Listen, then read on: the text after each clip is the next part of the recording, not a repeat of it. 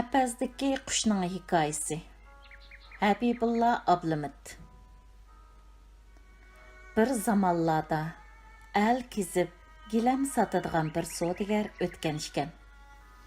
Kunlarning birida Yiroq Sharqdagi Xitoy davlatiga mollarini sotqili beribdi. Savdogar bu davlatning podshohining huzurida gilamlarini yeyib ko'rsatayotganda bir temir qapazning ichida turgan Şatuttiga nazar ko'z og'dirilibdi. Şatutimi savdogarni ko'rib, nihoyat hayajonlanib ketibdi. Ko'ngil ko'ksidagi so'zlarini, tatliq tillarini hunarga keltirib, mundaq bayon aylabdi. Ey suyimlik savdogar, agar kunlarning birida Turkiston degan mamlakatga yo'ling tushib qolsa, u yerdagi do'stlarimga salomlarimni aytqin. Agar mumkin bo'lsa, ulardan bir xush xabar elib kel. Ularga mundaq degin: sizlardan shunchalik yiroq yerlarda judolik deg'i ichida azob chekayotgan bir do'stinglar bor. U do'stinglar temir qapazning ichida yuraklari laxta holda sizlarning visolinglarga yetishni kech-kunduz orzu qilmoqda. U temir zindonning ichida qanot quyruqlari sungan, yuzi so'lg'in, rangi ro'yi zabrang holda o'z dardini aytqidek odam yo'q. Zorlanib, alamlik nido qilmoqda. Temir zindondan qutulib, mehribon didoringlarga muloqot bo'lish uchun qanday qilish kerak? Buning amal choralari zodi qandoq? Savdogar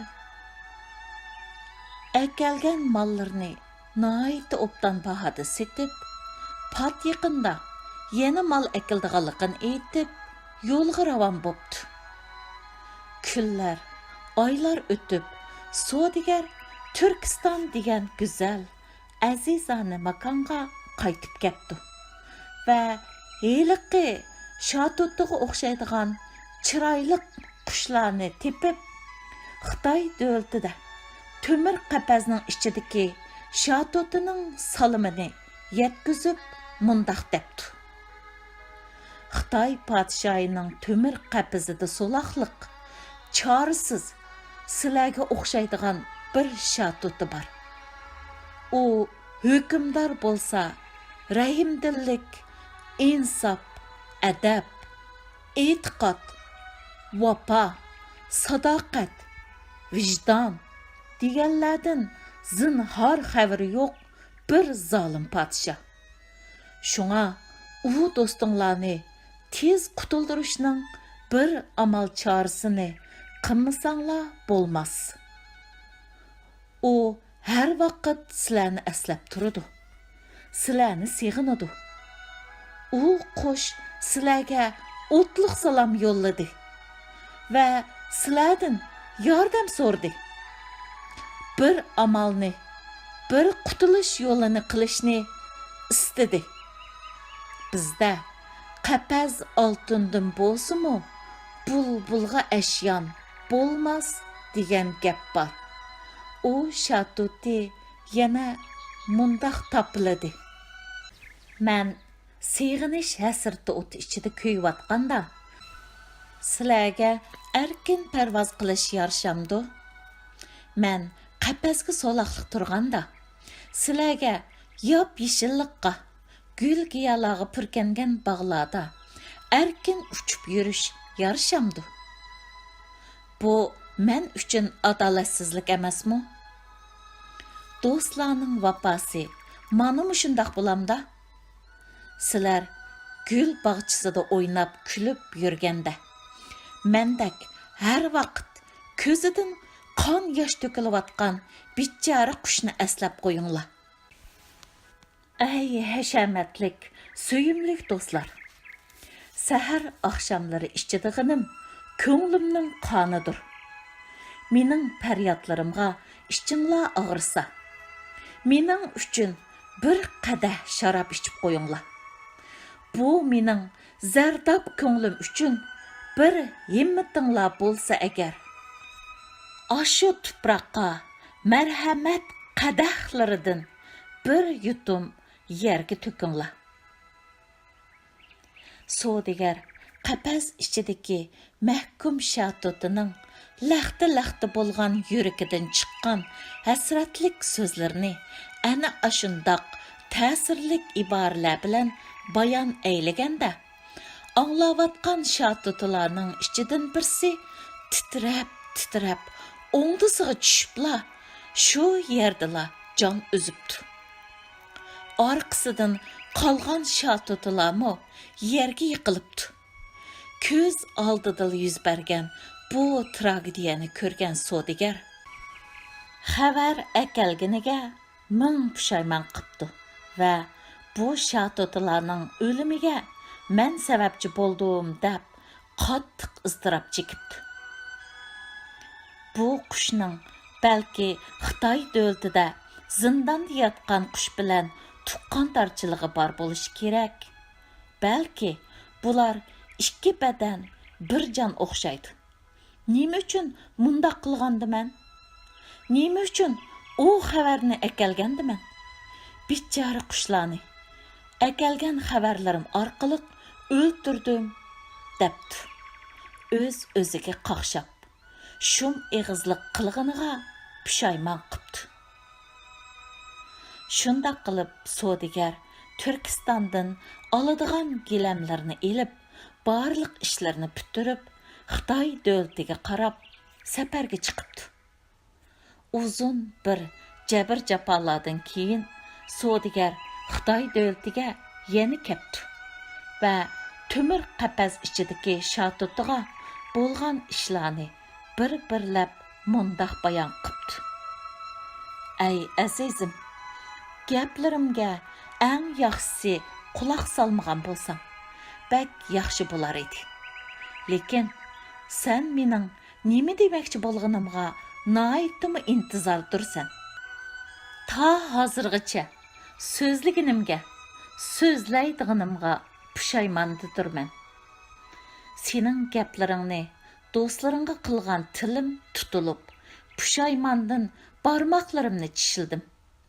Bilimsizligimdan, axloqsizligimdan ashundoq bo'lmug'ur bir xabarni nima uchun yetkizdim, nima uchun dedim deb hozirgacha o'z-o'zimga ochiqlanib turibdiman debdi. Shatoti, ay xush xabar akalguchi g'arbning bahor shamili, nima uchun pushaymon qilasan? Bu ochiqqa, bu gumonga sabab bo'lgan zoti nima? deb qaytirib savol tashlabdi. Savdogar, sening shikoyatlaringni aytdim. Sana o'xshaydigan bir to'p shatotilarga bir-birlab anglatdim. Ishchidim birsi sening dardlaringni anglab bir qo'rqib ketdi-da, o'ti yerilib titrab o'ldi. Orqadan qolganlari pok qilib yerga yiqildi. Nima uchun mundoq qildim? Nima uchun so'zladim? deb ko'p pushaymon qildim. Ammo deydiganni degan tursam, pushaymon qilgan bilan o'rniga kelamdi. Shatoti u shatotlarning ishlarini anglagandan keyin titrabla o'ngdisiga yiqilib hushidan ketibdi. Savdogar shatotining yiqilganligini ko'rib, beshidagi to'miqini elib piqirtib yerga etibdi. Boshlari qiyib, shatotining bu holini ko'rib, yoqsini yirtib pushaymon qilibdi. Podshoh, "Ah, go'zal shatoti, ajabmi chiroyli ovozing bor edi. Sana nima bo'ldi? Nima deb bu holga tushib qolding? Yiqimliq sayrab, mening ko'nglimni amin topqizatding. Qafasda turibmi, men uchun ko'p xizmatlarni qilatding. Bizning tilimizda doğrab naqshlarni aytatding. Padişahimiz tümen minglar yaşasın deb madilar o'qiytding. Boshqalarnimi o'zingdek bo'lishga da'vat qilatding deb nola qipti va qapazning og'zini ichib, shatutini ilib qapazdan chiqaribdi. Qapazdan qutulgan shatuti darhol qanot qiqib, uchib berib bir daraxt shexining uchiga qo'nibdi. Quyosh tong saharda qandoq yuksakliklarga ko'tarilgan bo'lsa, shatutimi shundoq yuksakliklarga qonqibdi. Podshoh shatutining bu ahvolini ko'rib, hong-tong bo'lib qoldi va beshini yuqori ko'tarib, "Ey mug'ambar, 200limi chiqish? Holingni anglat. Bizmi nima bo'lganligini bilayli" debdi. Shatuti mundaq javob beribdi: "Turkistondagi qushlarning qilgan ishlari menga aql berdi.